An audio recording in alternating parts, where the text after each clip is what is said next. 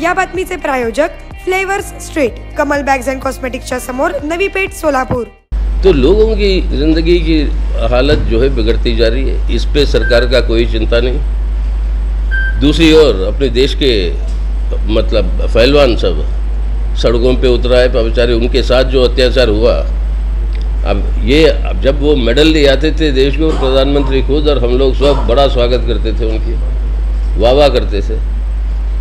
अब जो है उनकी बात मानने के लिए सुप्रीम कोर्ट कहने के बावजूद ये सरकार उसके ऊपर चुप है। आखिर 1 महीने के बाद गृह मंत्री मणिपुर गए, वहाँ पे कहा जाता है कि 100 से ज़्यादा लोगों की मौत हो चुकी है, हज़ारों की तादाद में लोग जो है डिस्प्लेस हो गए और वहाँ पे कंट्रोल काबू नहीं पा रही है सिचुएशन।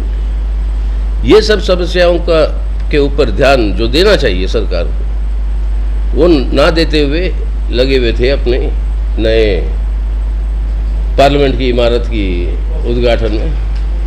वो पार्लियामेंट का इमारत की उद्घाटन नहीं, वो तो लगा था कि एक राज अभिषेक है, एक राज अभिषेक के रूप में लग रहा था। जिस तरीके से सिंगोल ले आ गया, उसके ऊपर पूजा पाठ वो सब हुई, वो एक राजा जो है, नया राजा का नियुक्ति जब होती है तब सिंगोल दिया जाता है। अब आखिरकार प्रधानमंत्री को समझना चाहिए देश को, जनतंत्र का मतलब क्या है। जब राजा महाराजा होते थे और रजवाड़े होते थे, तब संबंध था एक राजा और प्रजा के बीच में। जनतंत्र का मतलब है संबंध है एक देश और एक नागरिक के बीच। राजा प्रजा का व्यवस्था हटाकर ये जनतांत्रिक व्यवस्था का स्थापना हो और हर नागरिक के अधिकार और औकात बराबर है। अब उसकी जगह पर फिर वापस अब रजवाड़ों की परंपराओं को ले आना, राजा प्रजा की मतलब स्थापना करने की बातें जो है यहाँ पे दिखाना। और जबकि पार्लियामेंट की नई इमारत, हम पार्लियामेंट में थे उस समय, किसी से कोई सलाह मशवरा नहीं हुआ, वो खुद निर्णय ले लिया। पार्लियामेंट का मतलब क्या है? कानून बनाना, बहस करना, आम लोगों की समस्याओं के बारे में चर्चा करके कुछ राहत दिलाने की कोशिश करना। अब पिछले 9 सालों में इनका रिकॉर्ड क्या है? 2022 में 56 दिन पार्लियामेंट बैठा, साल में 56 दिन, और इन 56 दिनों में से तकरीबन 52 दिन कोई काम नहीं हुआ। और सरकार पहली बार हम देख रहे हैं कि पार्लियामेंट को डिस्टर्ब करती, जबकि एवरेज ये था पहले 20 सालों में जब से पार्लियामेंट बनी, एवरेज ये था 211 दिन बैठती थी हर साल। अब ये उतर के आई 56। पार्लियामेंट के अंदर कानून बनाने का एक प्रक्रिया होता था, पार्लियामेंट्री कमेटियां होती। हम खुद एक कमेटी के चेयरमैन रहे हैं कुछ तकरीबन 10 साल, और वो कमेटियों के अंदर हर जो विधायक जो पार्लियामेंट के अंदर पेश होता है, वो अपने अपने रेलेवेंट कंसर्न कमिटीज़ के अंदर उसके बारे में विश्लेषण होती है, चर्चा होती है, स्टेक होल्डर्स को बुलाया जाता है।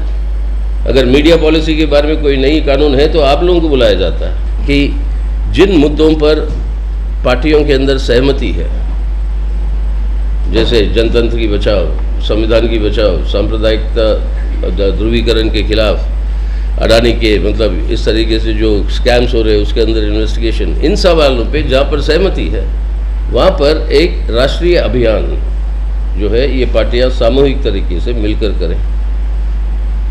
दूसरी रास्ता ये है कि साथ ही साथ जो चलना चाहिए, जो आम मेहनतकश लोगों की जो समस्या है, ज़िंदगी की जो हालत है, अभी जो मैं बता रहा था जो परिस्थितियाँ हैं, उससे राहत दिलवाने के लिए हम विरोध में उतरे, विरोध प्रदर्शनों में, प्रोटेस्ट एक्शन में उस पर उतरे। तीसरा रास्ता कि हर प्रदेश के अंदर वहाँ की ठोस परिस्थितियों के अनुसार मैक्सिमम यूनिटी जो है वो हो आपकी नॉन बीजेपी पार्टियों में, ताकि maximisation of anti BJP vote, वो है मकसद, उसके लिए प्रयास करें। तो इसके आधार पर अब ये चर्चाएँ चल रही हैं और हम समझते हैं कि जैसे 2024 नज़दीक आएगा, अगर कोर सेक्टर की ये हालत है और एमएसएमई तो लुढ़के पड़े हैं, वो तो खुल ही नहीं रहे हैं।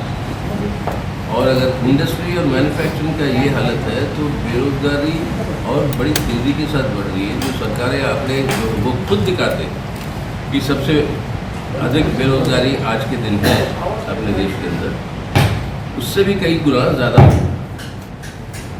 दूसरी तरफ महंगाई, आपकी बेरोजगारी की वजह से आमदनी घटना और मनरेगा के जितना वो एलोकेशन दे देते, जो थोड़ा बहुत गुजारा देता था ग्रामीण इलाकों में, उसके अंदर भी भारी कटौती। तो लोगों की रोजमर्रा जिंदगी के ऊपर एक बहुत बड़ा हमला चल रहा है। और अपने किसानों को जो वादा किया था न्यूनतम दाम पर, वही दिल्ली के म्यूनसिपल इलेक्शन में आए, वहाँ पे भी आए। नहीं, राजनीति में हम भी गुजरे थे, एक ज़माना ये भी था। वाजपेयी का मुकाबला कौन था कि नहीं? Shining India, feel good factor, Vajpayee को ये आना है, अब उसको कोई टक्कर नहीं है। क्या हुआ? 10 साल मनमोहन सिंह साहब थे प्रधानमंत्री की नहीं, है ना? तो सवाल वो नहीं है लोगों के सामने। सवाल ये है कि उनकी खुद की ज़िंदगी कैसे बेहतर होगी या उसकी रक्षा कैसे होगी, और लोग उस हिसाब से वोट डालेंगे, किसी के चेहरे को देख के नहीं या किसी के बारे को देख के नहीं, क्योंकि उस ज़माने में वाजपेयी साहब से ऊंचा कोई था नहीं देश में।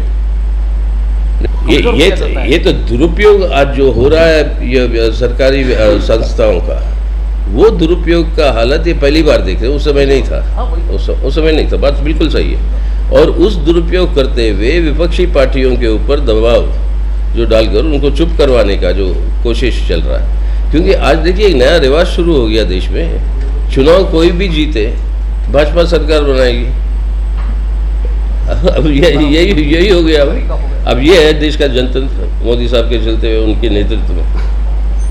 अब ये अगर जनतंत्र को इस तरीके से करें आप, या राजाभिषेक करिए या फिर आप चुनाव हारिए और सरकार बनाइए। तो अभी हाल में चुनाव देखें आप, शुरू करिए। आपके गुजरात में बीजेपी जीती, फिर हिमाचल में उनकी सरकार हारी। 15 साल वो दिल्ली म्यूनसिपल कॉर्पोरेशन के ऊपर उनका कब्जा था, वहाँ पर हारी। अगला राउंड चुनाव जो आपके हुए वो आपके नॉर्थ ईस्ट में 180 सीट थे वो तीनों स्टेटों में, 60 180 में से भाजपा को मिले कितने? 46